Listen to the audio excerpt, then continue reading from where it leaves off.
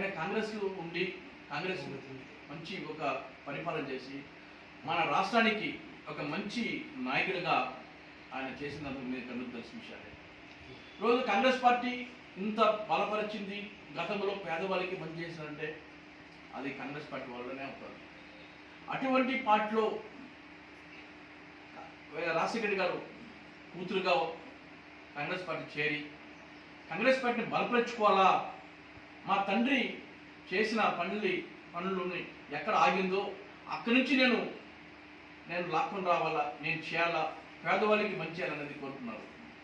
అటువంటి ఒక మహాతల్లి శర్మిలమ్మ గారి గురించి మాట్లాడేది కరెక్ట్ కాదు.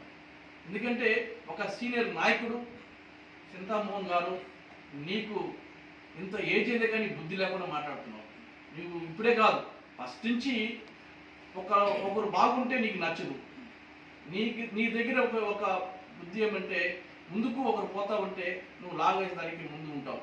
ఇదన్నీ కూడా ఒక దళితుడిగా ఉండి నువ్వు ఏ విధంగా మాట్లాడాలని కొంచెం ఆలోచించి మాట్లాడుతున్నావు.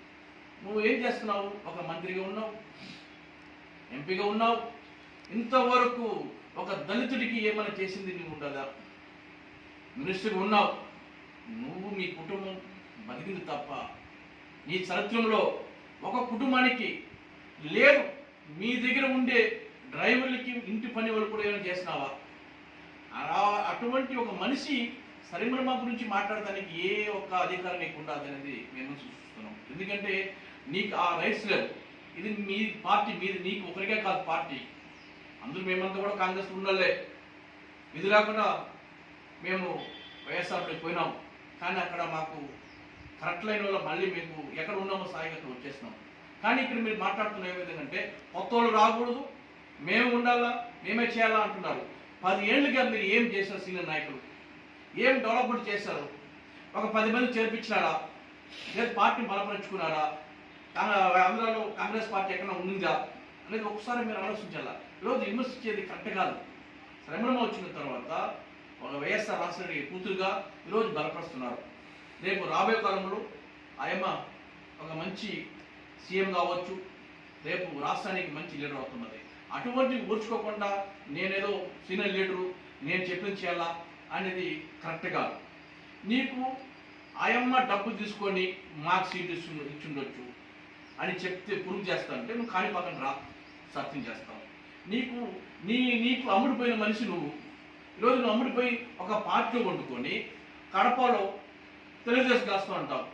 నువ్వు పార్టీలో ఉండి ఈ విధంగా మాట్లాడే కరెక్టనా? ఇది ఏ విధంగా మాట్లాడుతున్నారు? అంటే మీరు ప్యాకేజ్ తీసుకుని మాట్లాడుతున్నారా, లేదు మీరు ప్యాకేజ్ కింద పనిచేస్తున్నారా అనేది ఒకసారి ఆలోచించాలా. చింతామోహన్ గారికి ఇంత వయసు అయింది కానీ బుద్ధి లేకుండా మాట్లాడుతున్నారు. ఇది కొంచెం ఆలోచించుకోండి. ఒక సీనియర్ లీడర్ ఉన్నప్పుడు మేమంతా కూడా కాంగ్రెస్ పార్టీకి వచ్చినాం. ఎందుకు వచ్చినాము? ఇక్కడ వచ్చి నాయకత్వం ఉంటుంది, మన నాయకత్వంలో పనిచేయాలా, మీరు ఆదరించాలా. అంటే కొత్త వాళ్ళు రాకూడదు. అంటే మీ అప్ప దేశమైన పార్టీ, ఎవరి పార్టీ ఇది? ఇదన్నీ ఇది నేషనల్ పార్టీ. మీరు రాకూడదు, కొత్త వాళ్ళకి సీట్ ఇవ్వకూడదు, కొత్త వాళ్ళు రాకూడదు. నీకు ఆ రూల్స్ వేయడానికి ఎవరు? ఇది రాజశేఖర గారు సృష్టించిన పార్టీ ఇది. ఆయన అడిగేదానికి ఎవరికి లేదు, రైట్స్ లేదు. శర్మిలమ్మ గారు తన కూతురుగా వచ్చి ఇంకా బలపరుస్తున్నారు. అది లేకుండా ఈరోజు మాట్లాడుతుంటే నీకు బుద్ధి జ్ఞానం మాట్లాడుతున్నావు, నాకు అర్థం కాకుండా మాట్లాడతావు.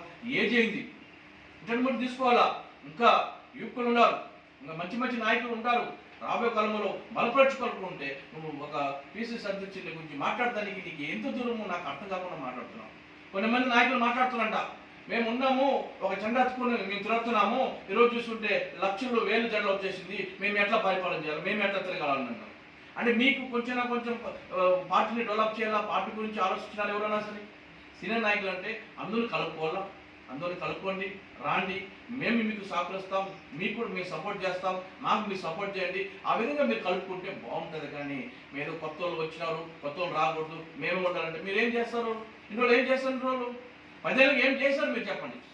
ఏమైనా చేస్తున్నారు? ఏమైనా చేసింది ఒకటి చూపించండి. ఒక 10 మందితో ఏమైనా కల్పించారు, ఏమైనా ఎవరితో మాట్లాడినారా? అస్తం గురించి ఇది ఉండాలని చెప్పినారు ఎవరైనా కూడా మీకు?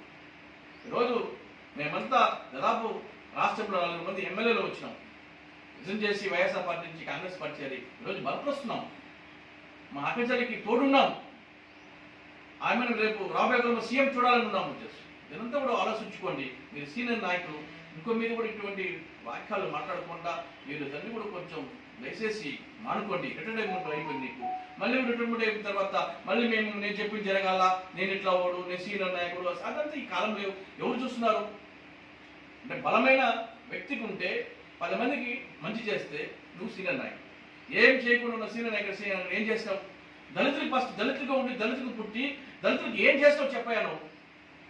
అది లేకుండా ఊరికే పార్టీలో సృష్టి పెట్టేది, పార్టీ గ్రూప్లో చేసేది తప్పకుండా ఇచ్చేసి ఇది కరెక్ట్ కాదు. మీరే కాదు, ఉండే సీనియర్ నాయకులు కొంచెం దయచేసి పార్టీ మీద దృష్టి పెట్టండి. పార్టీ బలపరుచుకుందాం, అందరూ కలుసుకుందాం, అందరూ ఐక్యమత్యం ఉందాం, మనం బలపరుచుకుందాం. దయచేసి అందరూ వస్తాం. ఎందుకంటే పార్టీ అనేది ఇది అందరికీ పార్టీ, పేదల పార్టీ. పేదలకు కావాల్సిన మనం పని చేస్తాం, పేదల్ని మనం గౌరవిస్తాం, ఇంకా వచ్చిన వాళ్ళని మనం గౌరవించుకోవాలి. అటువంటి మనం చేస్తే బాగుంటుంది. కూడా మీరందరూ కూడా దయచేసి ఇటువంటి మాటలు మాట్లాడకుండా ఇంక మీద దయచేసి అర్థం చేసుకోండి. సీనియర్లు అంటే సీనియర్గా ఉండండి. మేము జూనియర్లు ఉండొచ్చు, మేము కూడా 30 ఏళ్ళుగా కష్టపడి పైకి వచ్చిన వాళ్ళే. మేము కూడా పార్టీలో ఉన్నాం. ఇప్పుడు 10 ఏళ్ళుగా మేము వైఎస్ఆర్ పార్టీ ఉంటాం, దానికి ముందు పార్టీలో కాంగ్రెస్ ఉన్నాం. మేము కూడా కాంగ్రెస్ పార్టీ వెళ్ళే. మీరు ఎట్లా అంటారు? అదంతా వచ్చేసారా? తప్పు మానుకోండి. మీరందరూ కలిసిమెలిసి ఉండాలంటే అందరూ మనం ఐక్యమత్యం ఉందాం. మేమందరూ కూడా పార్టీని బలపరచడానికి ముందు రండి. మేము మీ వెనకాల వస్తాం.